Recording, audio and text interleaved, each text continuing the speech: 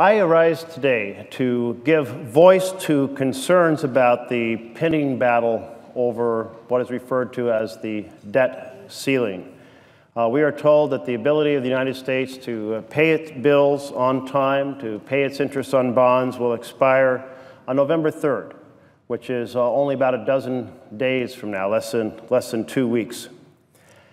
This is of grave concern to Americans.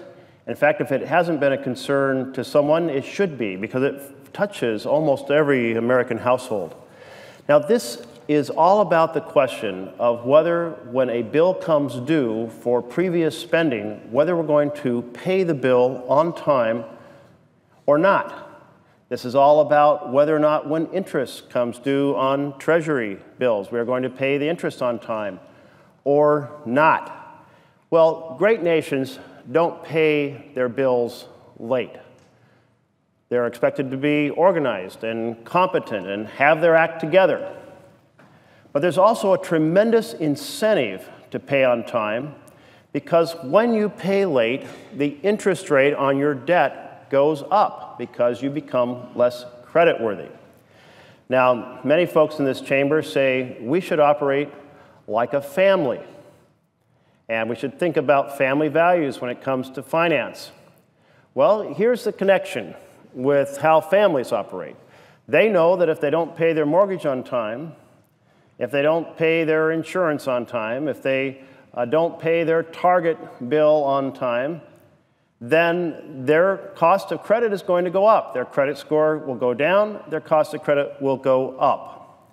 Now, sometimes families simply don't have any possible way of paying a bill when it comes, and they struggle to get the funds together, knowing that the more cases in which they fail, the worse their credit score is going to go, which means they're going to, if they borrow a car to buy a car in the future, if they borrow to buy a house, if they borrow for any reason, the interest rate's going to be much higher. They're going to pay a lot more and get nothing more than they would have gotten before.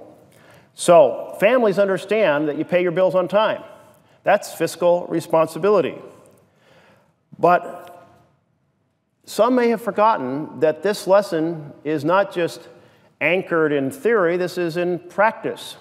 In 2011, when we dilly-dallied over paying our bills on time, our credit rating, the United States credit rating, was taken down a notch, which meant we'd pay higher interest.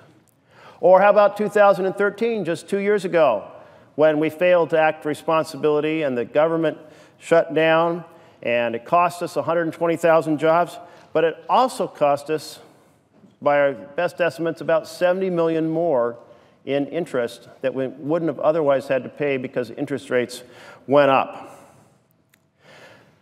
Not paying your bills on time is fiscally irresponsible, and to put it more directly, it's a dumb and dumber tax on every American family. So I'm not sure why it is that advocates in the House and advocates in the Senate are advocating for a dumb and dumber tax. The worst tax is when you cost money and you buy nothing. But that's what you do when you don't pay your bills on time. Now, we know that it isn't just the cost to the U.S. government of paying more on Treasury bonds. We know it's also that the Treasury bond rate is used as an index for things like home mortgages. It's used as an index for things like car loans. So our families have to pay more because of the irresponsibility of the Republican dumb and dumber tax on America. That is irresponsible, and that is damaging to our country and to our families. Now, it's not often that I turn to Ronald Reagan for insight. But in this case, he had it absolutely right.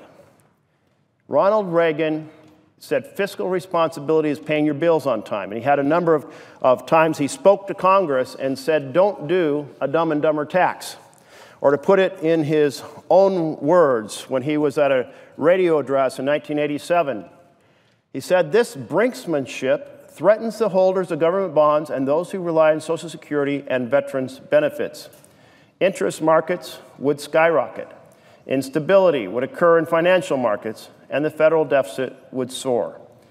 And he continued, he said, the United States has a special responsibility to itself and to the world to meet its obligations. Or at another time, he wrote this to the majority leader of the U.S. Senate.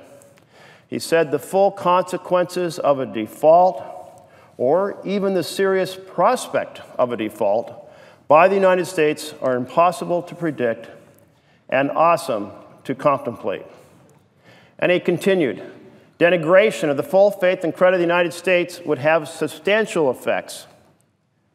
As we note here, substantial effects. And he said on the domestic financial markets and the value of the dollar in exchange markets. And he continued, the nation can ill afford to allow such a result.